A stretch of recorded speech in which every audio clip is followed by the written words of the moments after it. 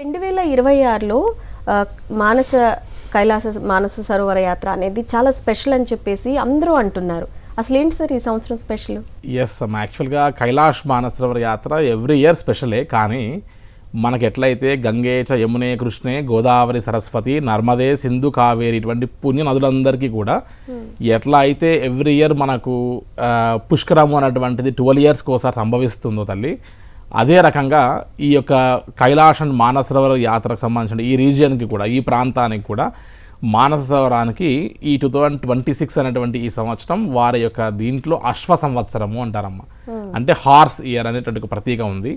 వారికి horse year అంటే మనకు పుష్కరం లాగా మనం భావిస్తూ వస్తాం. కాబట్టి ప్రతి ఒక్కరు, ఇటు జైన్స్ కానీ బుద్ధిస్ట్స్ కానీ లేకపోతే బోన్ మతస్థులకు చెందిన వారందరికీ కూడా ఖచ్చితంగా వారి లైఫ్ టైంలో ఖచ్చితంగా 12 టైమ్స్ కైలాస యాత్ర చేయాలి, 12 సార్లు కైలాసగిరి చుట్టూ పరిక్రమ చేయాలి అనేటువంటిది అది ఒక లైఫ్ టైం అచీవ్మెంట్ అమ్మ.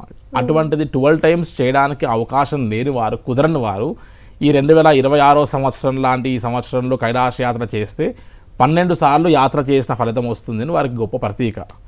కాబట్టి ఈ యొక్క కైలాస యాత్ర 2026లో కైలాస యాత్ర చేసిన వారికి 12 సంవత్సరాల కైలాస యాత్ర చేసినటువంటి ఒక పుణ్య ఫలితం వస్తుంది అని చెప్తారు. కాబట్టి ఈ 2026 సంవత్సరంలో కైలాస యాత్రకు అంత విశిష్టమైనటువంటి యొక్క ఇంపార్టెన్స్ ఉందమ్మా.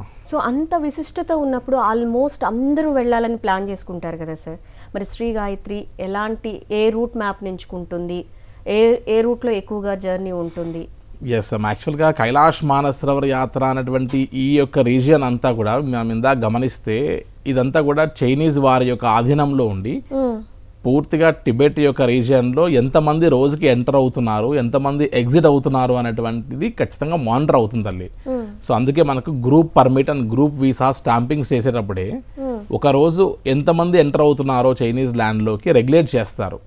మనం ఇప్పుడు కుంభమేళాకి, పుష్కరాలకు వెళ్ళినట్టుగా ఇష్టం వచ్చినట్టుగా వెళ్ళి మన సొంత కార్లు, సొంత బస్సులు వేసుకొని వెళ్ళి మనం అక్కడికి వెళ్ళిన తర్వాత ఏర్పాట్లకు, స్నానాలకు, తర్వాత అకామిడేషన్స్కి ఇబ్బంది పడి ఇంతటి హడావిడి ఎప్పుడు ఉండదమ్మా. ఏ రోజు కూడా ఎంతమంది ఇన్ అవుతారో అంతమంది అవుట్ అవుతారు. ఆ ఏరియాలో ఎప్పుడు కూడా ఎంతమంది కైలాస యాత్రకి వెళ్తున్నారన్న రెగ్యులేషన్ జరుగుతూ ఉంటుంది. కాబట్టి ఎక్కడ కూడా హడావిడి, రష్ లాంటివి ఉండదు. సో ఈ సంవత్సరం ఏప్రిల్ 15 నుంచి మే 15 వరకు లోకల్ వారిని అలౌ చేస్తే మిగతా మన ఇండియన్ పాస్పోర్ట్ హోల్డర్స్ని కానీ, other than Indian passport holder NRIs లాంటి వారిని కానీ మే 15 తర్వాత ఎంటర్ చేసేటువంటి ఒక సూచనలు కనబడుతూ ఉన్నాయి.